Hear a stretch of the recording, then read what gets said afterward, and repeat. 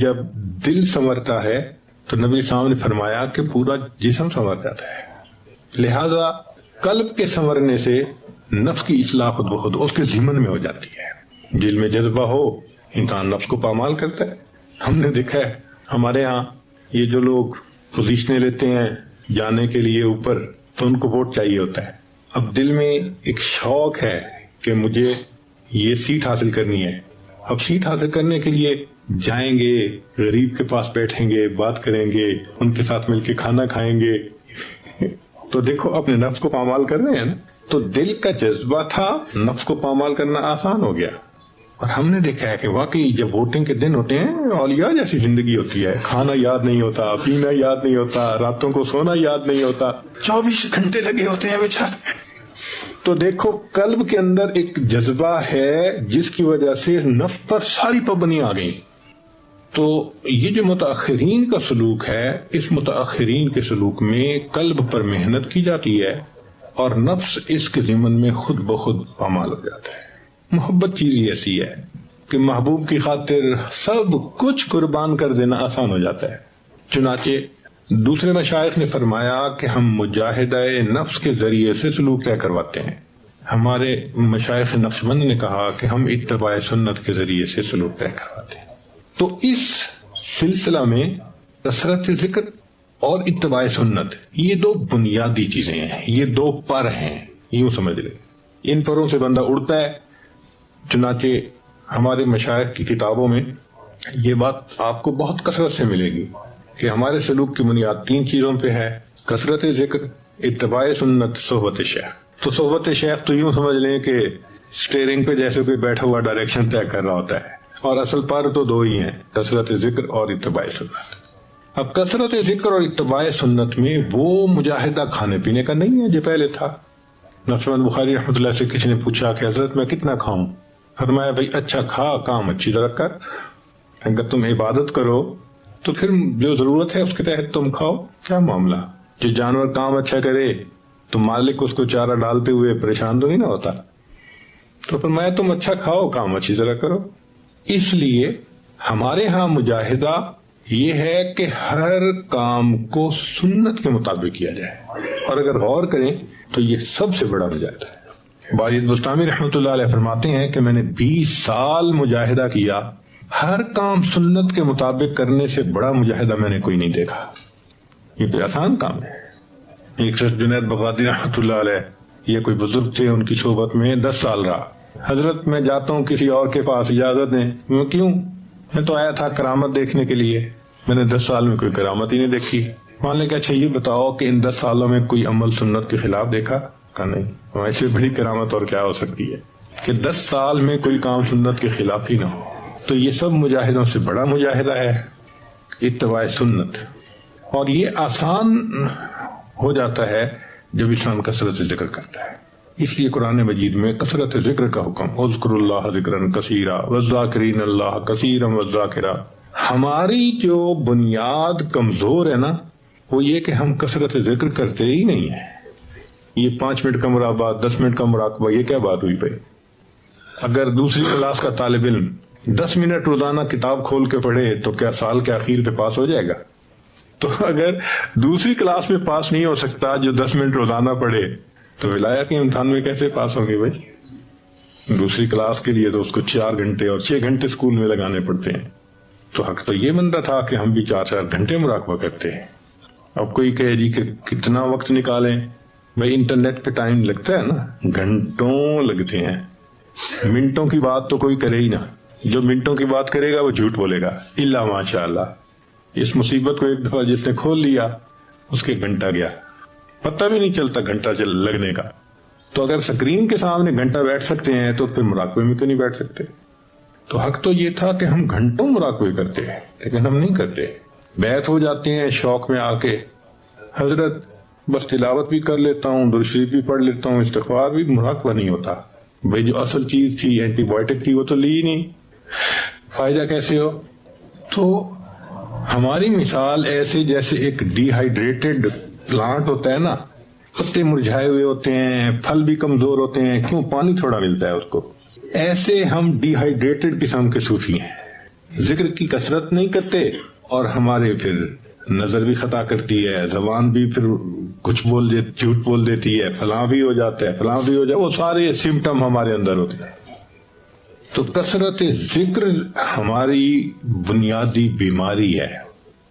اگر ہم چاہتے ہیں کہ ہمیں اللہ کا تعلق ملے تو ہمیں اللہ کا ذکر کثرت سے کرنا پڑے گا، چلتے پھرتے لیٹے بیٹھے اللہ کو یاد، ایسی کیفیت ہو جائے کہ بس انسان کا دل کہے اللہ تیری یادوں کے سوا دنیا میں رکھا کیا ہے۔ امام راضی رحمۃ اللہ علیہ فرماتے تھے اے اللہ دن اچھا نہیں لگتا مگر تیری یاد کے ساتھ، رات اچھی نہیں لگتی مگر تجھ سے راز و نیاز کے ساتھ۔ تو بنیادی کمی کوتاہی آج کے دور میں وہ ذکر کی کمی ہے، اور جو ذکر کم کریں وَلَا يَذْكُرُونَ اللَّهَ إِلَّا قَلِيلًا، ان کی علامت بتا دی، مذبذبین بین ذالک لا الہ الا ولا الہ۔ اور ہم بھی آج مذبذب بھی ہیں، نہ پورے دنیا دار ہیں نہ پورے دیندار ہیں۔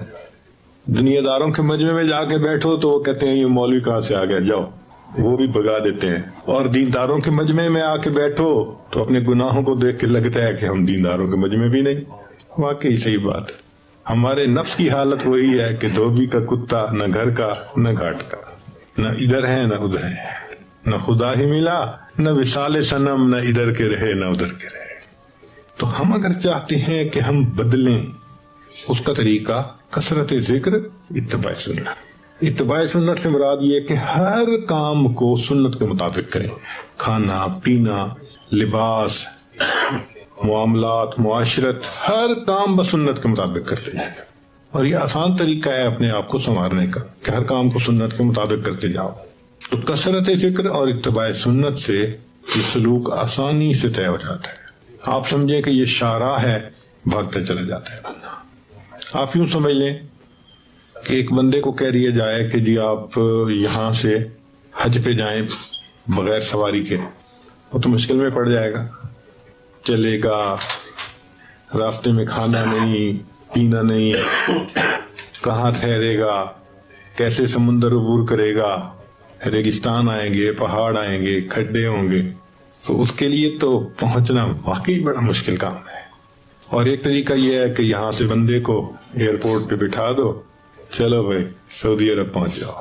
یہ ہمارا سلوک یہ اسی طرح بائی ایئر پہنچانے والا سلوک ہے، اس لیے اس کو متاخرین کا سلوک کہا جاتا ہے۔ آسان ہے، بہت آسان ہے، بس دو چیزوں کی پابندی ضروری، اتباع سنت، اور ہر کام میں سنت کی اتباع اور ذکر کی کثرت۔ ذکر کی کثرت تو ایسے ہو کہ بندہ جو وقت ملے، 10 منٹ ملے، 15 ملے، 1 گھنٹہ ملے، 2 ملے، فوراً اللہ کی یاد میں۔ اور جو لوگ کہتے ہیں کہ جی ہم تو مصروف ہیں دفتر بزنس کی وجہ سے، شریعت کہتی ہے کہ تم دفتر مت چھوڑو، بزنس میں چھوڑو، کرو، مگر دل اللہ کو ایک طرف رکھو نا۔ یہ کہاں لکھا ہے کہ دل میں کسی اور کا خیال رہے؟ دل میں اللہ کو یاد کرو۔ رجال اللہ تلہیہم تجارت ولا بیع عن ذکر اللہ، تجارت اور خرید و فروخت میں انسان اللہ کو یاد کرے تو تاجر صدوق کو تو قیامت کے دن انبیاء کی قطار میں جو ہے ان کے، یعنی جہاں انبیاء کی قطار ختم ہوگی نا، اس کے پیچھے جو لوگ ہوں گے وہاں تاجر کو جگہ دی جائے گی۔ تو مقصود ہے کہ ہر وقت دل میں اللہ کی یاد رہے۔ اور ہم نے تو دیکھا ہے اس کو کہ جب دل کہیں اٹک جاتا ہے نا، 24 گھنٹے اسی کی یاد۔ یہ نوجوان ساتھی، میں نے اپنے دوست یونس صاحب کو کہا کہ یہ صوفی لوگ ہیں، آپ ذرا غور کرنا، جہاں ٹھہریں گے نا بھاگیں گے باہر۔ آج ہم باہر سے آئے، کوئی ادھر فون پہ باتیں کر رہا ہے، کوئی ادھر فون پہ باتیں کر رہا ہے، پوری گلی میں ہمیں جگہ جگہ دیکھا، اٹکا ہوا ہے نا دل کہیں نہ کہیں، بھاگتے ہیں۔ اور بعض نے تو پھر مجلس میں رنگ بند کی ہوتی ہے، وہ دل دھڑک رہا ہوتا ہے، وہ وائبریشن ہوتی ہے تو دل دھڑکتا ہے، وائبریشن ہوئی اس کو لے کے بھاگے، ہاتھ میں آ گیا میسج، آ گیا فون ہے۔ تو جب دل اٹکا ہوا ہوتا ہے تو پتہ چلتا ہے کہ دل اٹکا ہے کہیں۔ جن کا اللہ کے ساتھ دل اٹکتا ہے ان کے اٹھنے بیٹھنے سے بھی پتہ چل جاتا ہے، یہ اپنا دل دے چکے ہیں، یہ کسی کے بن گئے، دل من لئی تیری بن گئی۔ اس نے بھی دل میں عہد کر لیا، اللہ میں نے اپنا دل آپ کو دے دیا۔ تو ان کو مصلی پہ دیکھیں گے، ان کو تلاوت کرتا دیکھیں گے، ان کو تہجد پڑھتا دیکھیں گے، سبحان اللہ۔ सीमाहुम फी वजूहिहिम मिन असर सुजूद, पता चलता है उनके चेहरों से जो जिक्र कर रहे होते हैं। तो दो चीजें हैं, कसरत जिक्र और इत्तिबाए सुन्नत। इन दो चीजों से ये सलूक तय हो जाता, तो सलूक बहुत आसान हो गया। आप जरूरत के मुताबिक नींद पूरी करें, 7 घंटे अच्छी नींद है। अगर कोई बहुत थका होता है बेशक 8 घंटे सोए, तो 7-8 घंटे सोना तसव्वुफ में मना नहीं है, नींद पूरी करें। और बाकी 8 घंटे जो दफ्तर के हैं वो भी दफ्तर का काम करें, हम उससे भी मना नहीं करते। लेकिन वो जो बाकी 8 घंटे बचते हैं ना, अब उनमें बीवी बच्चों के साथ चलो आप 2 घंटे गुजार लेंगे, कोई खरीदो फरोख्त 1 घंटा और लगा लो। वो जो 3-4 घंटे खबरें पढ़ रहा हूँ जी, और खबरों पे नाम पे माशाअल्लाह स्क्रीनें खुल रही होती हैं, तकरीर सुन रहा हूँ, माशाअल्लाह शैतान बिठाता है जरा तकरीर सुनते हैं फलां की, वो तकरीर सुनने बैठते हैं, तस्वीर देख के खत्म करते हैं, तकरीर से तस्वीर पे चले जाते हैं, वो तस्वीरें देख रहे होते हैं बैठे। ये जो 3-4 घंटे हर बंदे की जिंदगी में ऑप्शनल होते हैं ना, वो फोन पे गुजरते हैं, वो इधर गुजरते हैं, वो किसी और काम में गुजरते हैं, उसको मैनेज करें, बस इतनी सी बात है। अगर उसको अच्छी तरह मैनेज कर लें तो आपका सलूक तय हो सकता है आसानी से, किसी के लिए रुकावट नहीं है। इस बात को इसलिए तफसील से बताया कि पता रहे कि जी हमें करना क्या है। तो कसरत जिक्र, इत्तिबाए सुन्नत, ये हमारी बीमारी का हतमी इलाज है, हतमी इलाज है।